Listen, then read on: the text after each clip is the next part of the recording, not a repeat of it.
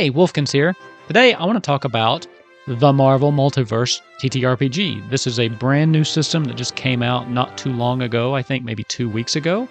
I actually haven't even been able to play this yet. I've just been able to read through it and just wanted to give my kind of first thought opinions on it before I was able to actually get into a game. So, if you haven't checked this out, I highly recommend it. It is a great book. It seems like it's going to be a really, really great system. And especially if you're really into superheroes, Marvel, even DC, anything like that, I think this is going to be really fun. Like I said, I haven't been able to play it yet. It's only been out for a little bit. I've been reading through the core rulebook, and I kind of just wanted to give my first thought opinions on it. So let's get started. The first thing I want to say is it's a very interesting system. It uses only D6s, and coming from someone who's been very much a D&D guy for a very long time, it's interesting to start exploring more of these D6 only systems. First, I have The Walking Dead, which you can find some other videos on my channel kind of going over those rules. And then this one. But what I find really interesting about this one, and it was one of the things that kind of led me to pick it up, was they have this interesting system known as a D616. And for those of you that are familiar with Marvel, you'll know that the Marvel Universe takes place on Earth 616. So it's interesting how they've done it. The entire game is played with just 3 dice. And they're all D6s. However, one of them is slightly different than the other. Typically, if you were buying the game and their official dice, the one on this other 6 of the 616 would have a Marvel symbol on it. And whenever you roll this, it counts as a fantastic roll. And I just find that very fascinating. Everything, all of your ability checks, and then on top of that would be even damage rolls, all done with just 3 dice. And the way that they do it is very, very clever. Now, this isn't like a rules overview, so this isn't like my Crawling Dead featurettes. I'm not really going to dive deep into the rules of this. This is more just kind of an overview of what I think, my first shot impressions of this. What I will say about the D616 system is I find it incredibly approachable. The fact that you only need 3 dice. Now, don't get me wrong, I'm loving the Walking Dead system, but sometimes you need up to 20 dice to play that game effectively. This, 3 dice, that's all you need. And it's really simple. But on top of that, that simplicity, simple to understand, let's say. But that simplicity does get very complicated pretty quick. So there are things about this system that I think are easier to understand than others, and some things that are a little bit more complicated. Let's take, for instance, their use of multiplication. So in pretty much every other game that I've read or played, it's an additive game, right? You roll your d20, you add to this.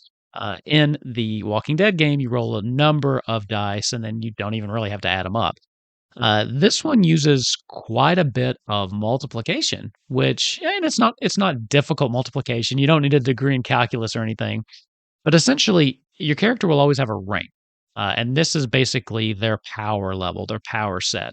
What's interesting about that is there's no real level progression system in this. Your character can move up through the ranks, but typically they're going to have a rank cap. For instance, Iron Man is a rank 4. There's a total of 6 possible ranks, but those rank 6s are for people who are cosmically powerful. So your Thanoses and Hulk, apparently. But typically, you're not going to just start at 1 and move your way up to rank 6. But that rank determines a lot of things. And again, not going to get nitty gritty into the details of the rules here. But essentially, a lot of your damage calculations will take that rank that you are and end up multiplying it to the roll of your Marvel dice. So it's very, very interesting. And to be honest, the math is just a little bit, again, just a little bit more complicated than some of the other games I've played. I don't think it's anything that should bar you from trying this game out. It's just that it was an interesting twist for me. But I think you have to do it that way with 3 dice. I think that that's really the only way that you can get the numbers that you're looking for when you're only rolling 3 dice. You have to bring in some multiplication to get those numbers up there a little bit. Another thing that I found very, very interesting about this is the general simplicity of the dice is kind of mirrored in the general complexity of their power system.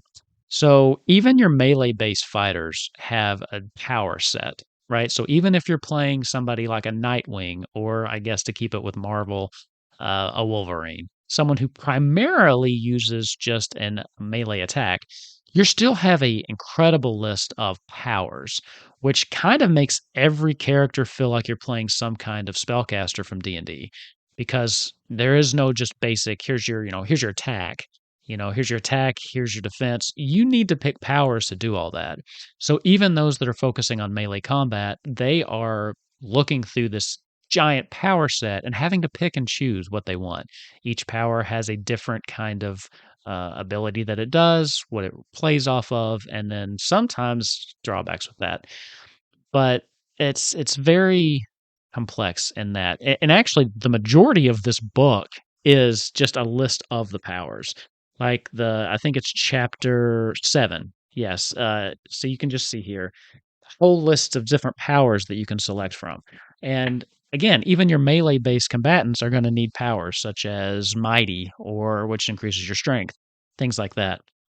What's interesting, going back to rank, and again, rank is the closest thing that there is in this game to a level, but it is a little different. And if I ever start doing a breakdown of the rules of this, like I do The Walking Dead, I'll dive a lot more into that. Again, I just wanted to give my first impressions, so I'm sorry if this comes off as a little rambly.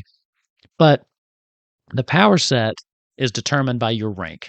Your rank will let you know how many powers you can pick. For instance, a rank 1 character, someone who's just starting out. This might be Spider-Man when he first got his powers before he really anything bad happened to Uncle Ben. And rank 6 would be your Captain Marvels, your Thanos and stuff. Now, what's interesting is based on that rank is how many powers you can choose. So I believe you get 4 powers per rank. So it depends on what type of character you're building, where they are in their career, and how powerful they actually are would determine how many different powers you can pick. There's a bunch of different power sets that are kind of grouped together. So you have melee combat, you have elemental control, things like that. And these power sets just have a list of powers underneath them, kind of tie back into the theme of that power set. And then there's basic powers that aren't tied to anything, such as flight, things like that. Because who wants to play a superhero that can't fly? Sorry, Batman. But as far as the system goes, it seems like it's going to be really interesting. I definitely am wanting to do some content on this, not just maybe some videos, but possibly some actual plays. Because I think, for so long I've been a D&D guy. I'm very ingrained in that system. But as I kind of step out of my comfort zone and start learning some of these new systems, there's a lot to be offered out there. And this one, I think, in particular, kind of strikes my fancy. I'm a huge superhero person. I know you can see all my Superman stuff over there. Uh, I am a DC person primarily, but the DC role playing game was from like the 80s, and this one was new. Plus, the D616 kind of sparked my interest. But that being said, there's nothing in this book that kind of limits you to playing just Marvel characters. You're still designing your own characters. It gives you a bunch of Marvel characters statted up if you wanted to play as those. But the way that it's structured, you can build your own characters. So there's really nothing that's keeping you from designing these characters based off of your favorite DC or any other superhero character. So I think as far as the system goes, opening it up to just a superhero type game, it works both ways. So I definitely will be trying to build me a Superman character in this. I've already kind of started looking through how to build a character. And the one thing I will say is the character sheet itself, and here you can see it. It's a little complicated, a little overwhelming at first, and you'll notice the power section here. This is kind of what I was going back to, how many different powers and how much just complexity there is in that power system, and how even your melee-based fighters are reliant on that power system. So again, I think it's an interesting blend of simplicity as far as the dice go and complexity when it comes to actually building and playing your character. So it'll be really interesting to see how this plays out once I get my hands on it, once I actually get in there to start rolling some D616s. But yeah, that's my first impression. I think that this is going to be a very fun system. If you haven't checked it out, I definitely think it's something you should pick up. I know that they have it at Barnes& and Noble, Amazon, and I'm sure they have some at your friendly local game store as well.